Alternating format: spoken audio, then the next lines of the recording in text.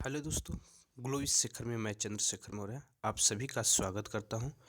ये परिवार आप सभी का बहुत आगे बढ़ चुका है। तो इस वीडियो में हम लोग देखेंगे आधुनिक भारतीय इतिहास और प्रतिदिन आपको इस तरह से वन लाइनर मिलते रहेंगे।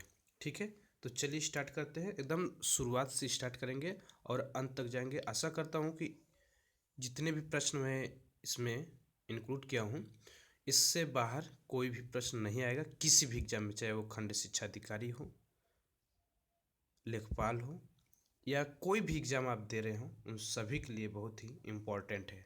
तो चलिए स्टार्ट करते हैं।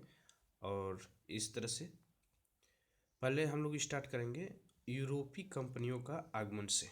ठीक है, तो यहाँ पर हम लोग देखेंगे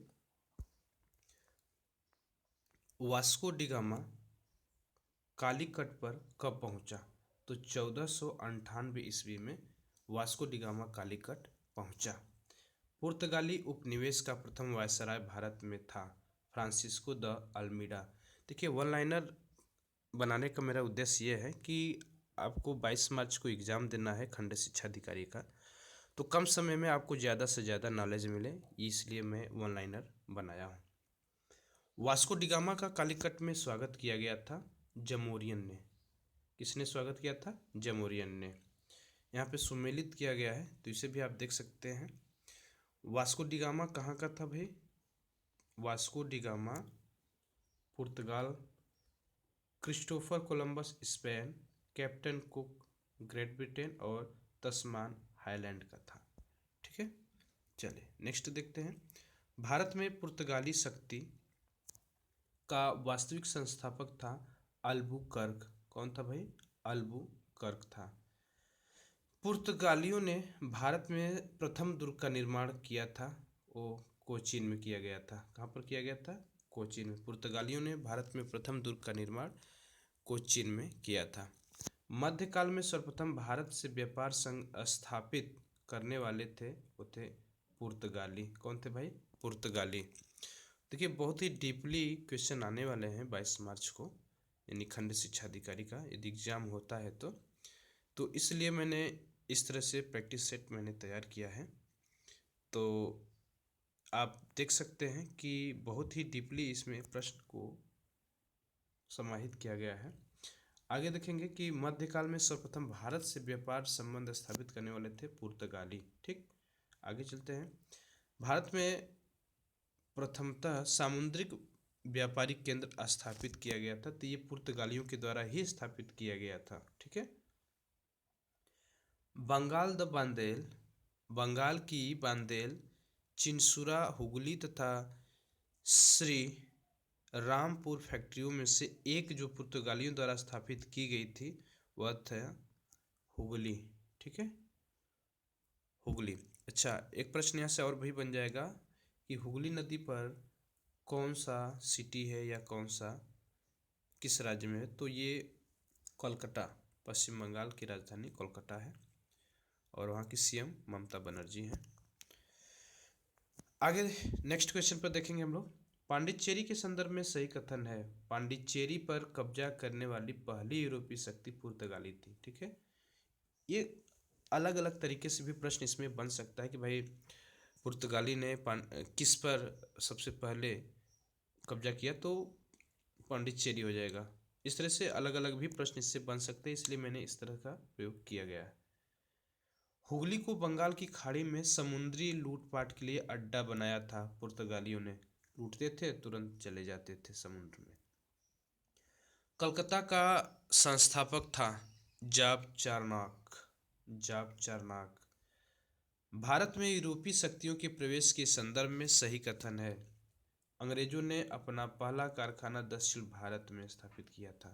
ठीक है, चलिए नेक्स्ट देखते हैं। मछलीपट्टनम में आप देख सकते हैं कि भाई मछलीपट्टनम में लगाया पूर्वी भारत में अंग्रेजी कंपनी ने 1633 ईस्वी में। उड़ीसा में पहला कारखाना लगाया डुप्ले के नेतृत्व में फ्रांसीसियों ने 1746 ईस्वी में मद्रास पर कब्जा कर लिया था। सॉरी। आगे देखेंगे हम लोग। भारत के साथ व्यापार के लिए सर्वप्रथम संयुक्त पूंजी कंपनी आरंभ करने वाले लोग कौन थे? तो वह थे डच। सही कथन है। डचों ने पुर्तगालियों को पराजित किया और आधुनिक कोच्चि में उन्होंने फोर्ट विलियम्स का निर्माण भी किया। भारत में ईस्ट इंडिया कंपनी की सफलता का राज था कि भाई भारत में राष्ट्रीय भावना की कमी और कंपनी की सेना को पश्चिमी प्रशिक्षण मिला था तथा उनके पास आधुनिक हथियार थे। भारतीय सैनिकों ने राष्ट्रीय भावना का अभाव था जिसके फलस्वरूप कोई जो उन्हें अच्छा वेतन दे अपनी सेवा में लगा सकता था। नेक्स्ट है, ब्रिटिश कंपनियों में से भारत में व्यापार करने का पहला अधिकार पत्र किसे प्राप्त हुआ था? तो ये प्राप्त हुआ था लिवेंट कंपनी को। किसको हुआ था? लिवेंट कंपनी को हुआ था। चलिए नेक्स्ट देखते हैं।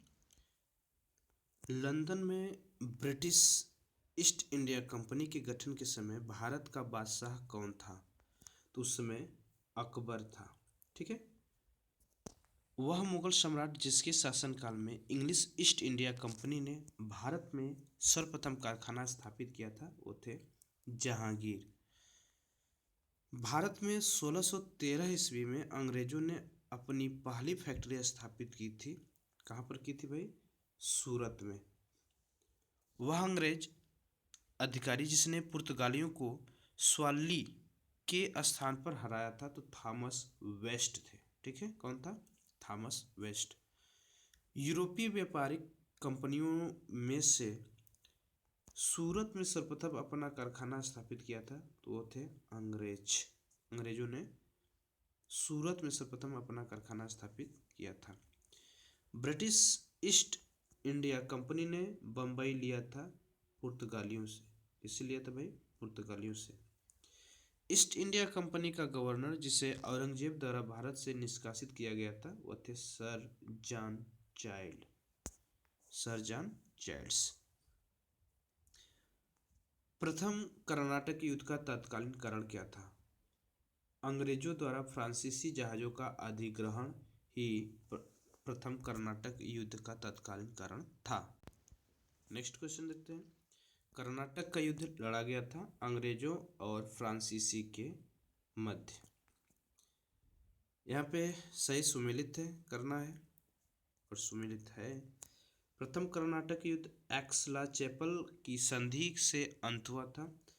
द्वितीय कर्नाटक युद्ध अनिर्णायक युद्ध निकला। तृतीय कर्नाटक युद्ध पेरिस की संधि से अंत हुआ और प्रथम मैसूर युद्ध ब्रिटिश की हार हुई। ठीक है। चलिए नेक्स्ट क्वेश्चन देखते हैं। प्रथम यूरोपियन व्यक्ति जिसने भू क्षेत्र अर्जित करने के उद्देश्य से भारतीय राजाओं के झगड़ों में भाग लेने की नीति आरंभ की वो कौन थे भाई? वो थे डुप्ले। भारत में फ्रांसीसियों ने अपना सबसे पहला कारखाना स्थापित किया था तो वो थे, वह स्थान है सूरत। फ्रांसीसी ईस्ट इंडिया कंपनी स्थापित हुई थी लुई 14वें के शासनकाल में। ठीक है। नेक्स्ट है, भारत में फ्रांसीसी कंपनी का संस्थापक माना जाता है कालवर्ट को। किसको माना जाता है भाई? कालवर्ट को। बंगाल में डचों द्वारा स्थापित कारखाना था वह था चिनसुरा में। कहाँ था भाई? चिनसुरा में। फ्रांसीसी दक्कन में शक्ति आंदोलन स्थापित करने में असफल रहे क्योंकि अंग्रेजों की फौज शक्तिशाली थी। अंग्रेजों की फौज शक्तिशाली थी। भारत में यूरोपीय शक्तियों के आगमन का क्रम है। सबसे पहले पुर्तगाली आए, फिर डच आए, फिर अंग्रेजी आए, फिर अंग्रेज यानी और उसके बाद फिर फ्रांसीसी आई। ये चार है।